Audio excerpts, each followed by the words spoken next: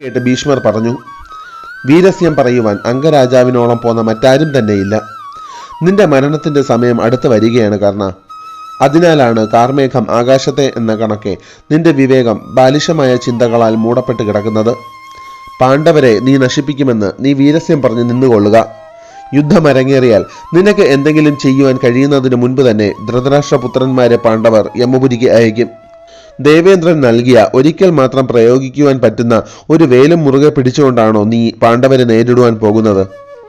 ആ വേൽ കേശവൻ സുദർശനത്താൽ തന്നെ ഭസ്മമാക്കും. നരകാസുരനെ വധിച്ച സാക്ഷാൽ മധുസൂദനനാണ് അർജുനനെ സംരക്ഷിക്കുന്നത്.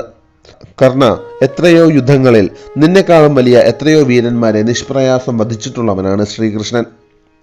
ഇത് കേട്ട് ക്രോധത്തോടെ കർണൻ പറഞ്ഞു, പിതാമഹ, താങ്കൾ പറയുന്നത് പോലെയോ അതിലും അപ്പുറമോ ആയിരിക്കാം കേശവന്റെ മഹാത്മ്യം. അതവിടെ നിൽക്കട്ടെ. അവസരം കിട്ടുമ്പോഴെല്ലാം എന്നെ തരം താഴ്ത്തുകയും അപമാനിക്കുകയും ചെയ്യുന്ന പിതാമഹൻ ഇത് കേട്ടാലും അങ്ങ് എന്നെ കുരുസഭയിലെ കാണുകയുള്ളൂ, യുദ്ധത്തിൽ കാണുകയില്ല.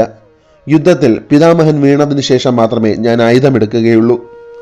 ഞാൻ എൻ്റെ ആയുധം താഴെ വയ്ക്കുന്നു. ഞാൻ ആയുധമെടുക്കുന്നത് പിതാമഹൻ യുദ്ധത്തിൽ വീണതിന് ശേഷം മാത്രമായിരിക്കും. എന്നെ വില കൽപ്പിക്കാത്ത പിതാമഹനോടൊപ്പം നിന്ന് ഞാൻ യുദ്ധം ചെയ്യുകയില്ല. ഇത്രയും പറഞ്ഞ് കർണൻ സഭ വിട്ട് ഇറങ്ങിപ്പോയി.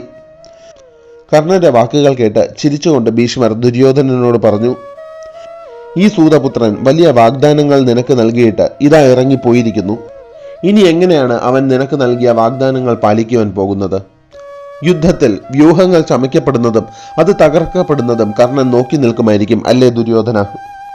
ഭീമൻ എല്ലാവരെയും കൊന്നു മുന്നേറുമ്പോഴും അവൻ മാറി നിന്ന് കണ്ടു നിൽക്കുമായിരിക്കും അല്ലേ സുയോധന?